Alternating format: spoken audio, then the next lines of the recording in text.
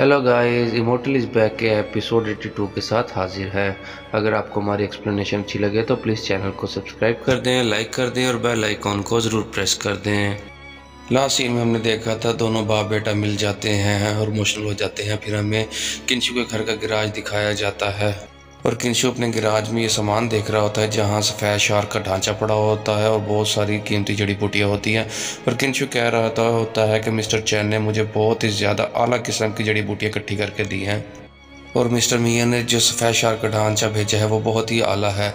इन सब से मैं एक अच्छी मेडिसिन तैयार करूँगा जिससे मैं अपनी कल्टीवेशन को मेथड को आगे बढ़ा सकूँगा और बाकी की जो मेडिसिन है वो मिस्टर चैन के काम आ जाएगी। और साथ ही किंशु सोचता है कि मैंने मिस्टर चैन और यानी को जो कल्टीवेशन का मेथड दिया था उन्होंने उसको पूरा कर लिया है। अब मिस्टर चैन और जैनी को अब आगे कल्टीवेशन करने के लिए इस दवाई की बहुत ज़्यादा ज़रूरत होगी ताकि वो इसको आगे से आगे बढ़ा सके। किंशु कहता है कि जिस्म की बहाली के लिए इस मेडिसिन की बोतल की बहुत ज़्यादा ज़रूरत होगी और मुझे इसको बहुत ही ज़्यादा बेशुमार बोतलें बनानी पड़ेंगी ताकि अपने फादर की दोबारा से सेहतयाबी के लिए और उनकी ताकत के लिए, ताकि वो जल्दी से जल्दी ठीक हो जाएं और वो अपनी सेहत को बहाल कर लें। किंशु कहता है कि मिस जूई ने भी मेरे लिए बहुत बड़ी कुर्बानी दी है, हत्ता कि अपने जिस्म के खून का हर आखिरी कतरा उन्होंने मेरे बचाने के लिए लगा दिया है, जिसकी वजह से वो बहुत ही ज़्यादा कमज़ोर हो गई है। और ज़ाहिर है मुझे भी अब उनके लिए कोई ना कुछ कुर्बानी देनी पड़ेगी और मुझे उनके लिए एक स्पेशल दवाई बनानी पड़ेगी ताकि वो उनसे सेहतयाब हो सके, ताकि उनकी ताकत वापस आ सके। किंशु कहता है कि मिस्टर चैन ने जो इतनी कीमती और आला किस्म की जड़ी बूटियाँ इकट्ठी करके भेजी है, मुझे जल्द से जल्द इनकी अच्छी से अच्छी मेडिसिन बनानी होगी, नहीं तो ये जड़ी बूटियाँ बहुत जल्दी ख़राब हो जाएंगी। और मिस्टर चैन ने ये जो जड़ी बूटियाँ इकट्ठी करके मुझे भेजी हैं ये कम से कम भी 200 बिलियन की होंगी और मुझे इनको ज़ाया होने से बचाना है। और ज़ाया होने से बचाने के लिए मुझे जल्दी से जल्दी इसकी मेडिसिन तैयार करनी होगी। साथ ही किंशु कहता है कि इस दुनिया में मुझे अपने जिस्म को मजबूत बनाने के लिए कल्टीवेशन करने की ज़रूरत है और कल्टीवेशन करने के लिए मुझे बहुत ही ज़्यादा रकम की ज़रूरत होगी और मुझे अपनी कल्टीवेशन को आगे बढ़ाने और ज़्यादा ताकत हासिल करने के लिए कम से कम मेरे पास जो वसाइल है वो बहुत ही कम है, क्योंकि मुझे आगे बहुत ही ज़्यादा वसाइल्स की ज़रूरत है और पैसा चाहिए ताकि मैं ज़्यादा से ज़्यादा अपनी ज़रूरत की चीज़ें ख़रीद सकूँ और अपने ज़्यादा से ज़्यादा कल्टीवेशन कर सकूँ।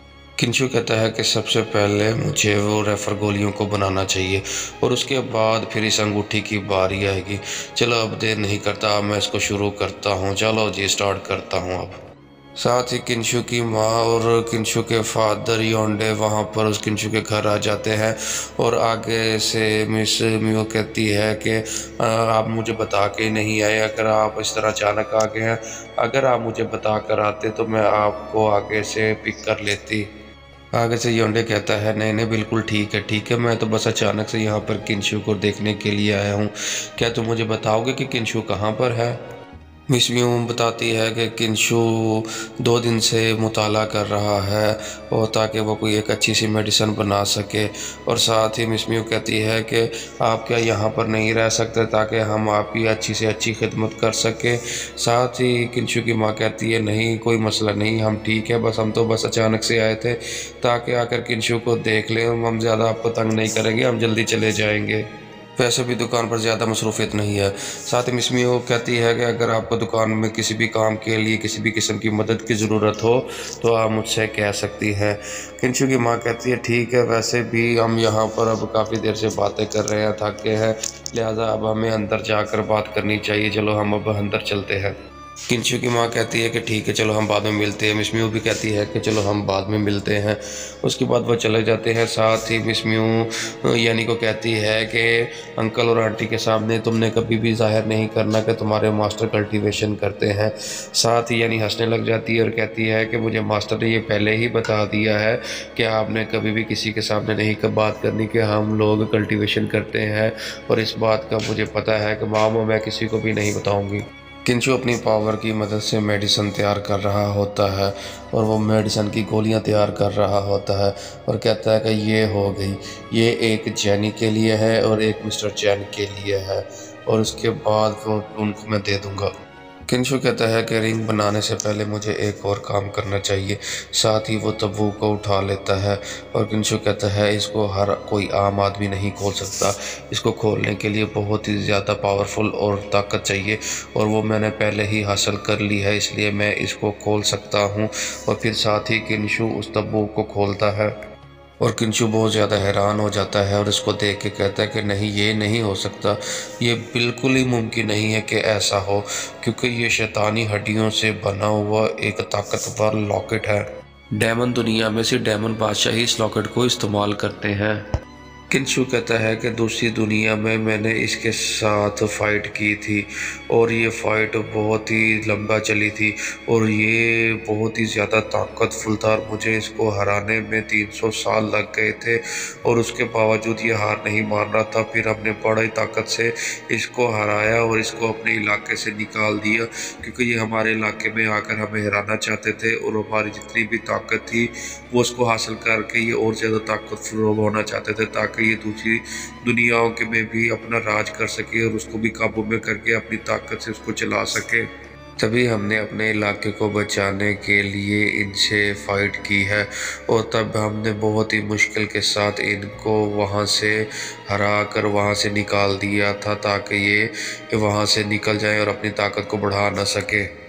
और किंशु कहता है कि अगर ये मेथड मेरे पास ना होता तो हम इसको कभी भी नहीं हरा सकते थे और ना ही कभी हम उनसे जीत सकते थे। मैंने इस तरह के बहुत सारे और मेथड्स को तलाश करने की कोशिश की और मैंने इस तरह के बहुत से मेथड्स को और भी सीखने की भी बहुत ज़्यादा मैंने कोशिश की है। किंशु कहता है कि 2 डेमन किंग जो कि अभी तक मारे जा चुके हैं, तो इस लॉकेट को भी उनके साथ ही ख़त्म हो जाना चाहिए था। फिर ये यहाँ पर लॉकेट क्या कर रहा है? किंशु कहता है कि इस शैतान की हड्डी से बने हुए लॉकेट को इस ज़मीन पर कौन लेकर आया? आखिरकार वो कौन है जो यहाँ पर लेकर आया? क्या ये मिस्ट्री के मुझे मिलने के बाद ऐसा लगता है कि ये आया है? आखिर कोई तो है जो इस शैतानी लॉकेट को इस दुनिया पर लेकर आया है और उसका कोई ना कोई तो मकसद होगा। किंशु कहता है कि इस लॉकेट को बनाने का मकसद ये था कि हम इस शैतानी ताकत को अपने अंदर इस्तेमाल भी कर सकते हैं और इसको हासिल भी कर सकते हैं, और हम इस शैतानी लॉकेट से कल्टीवेशन करके इसकी ताकत को भी हासिल कर लेते हैं। और साथ ही किंशु इसको अपने गले में डाल लेता है। किंशु एक पिल को खाते हुए कहता है कि इस शैतानी ताकत की जितनी भी एनर्जी है वो मैं एकदम से हासिल नहीं कर सकता, लिहाजा मुझे उसको आहिस्ता आहिस्ता करके इसकी जितनी भी शैतानी ताकत है वो हासिल करना होगी। किंशु कल्टीवेशन की मदद से इसके अंदर की पावर को अपने अंदर समा रहा होता है और कहता है कि पहले ही 2 किंग मारे जा चुके हैं, लिहाजा मुझे तीसरे की जितनी भी ताकत है वो मुझे अपने बॉडी के अंदर और अपनी ताकत के अंदर समेटनी होगी और मुझे इस पावर को हासिल करना होगा। अगर मैं इसकी लॉकेट की पावर अपने अंदर समा सकता हूँ तो मैं फिर दूसरे किसी भी डेमन की पावर अपने अंदर समा सकता हूँ। किंशु उस लॉकेट से पावर हासिल कर रहा होता है और साथ ही किंशु कहता है कि अब मेरे मकसद में जो भी दरमियान में आएगा मैं उसको तबाह कर दूंगा। और साथ ही किंशु चौंक जाता है कि अचानक से बेल होती है, ये कौन आ गया इस वक्त। और साथ ही बाहर उनके फादर योंडे आए होते हैं और सोच रहे होते हैं कि किंशु बहुत टाइम नहीं लगा रहा यहाँ पर, और बोलते हैं कि क्या किंशु तुम अंदर हो, क्या मैं अंदर आ सकता हूँ?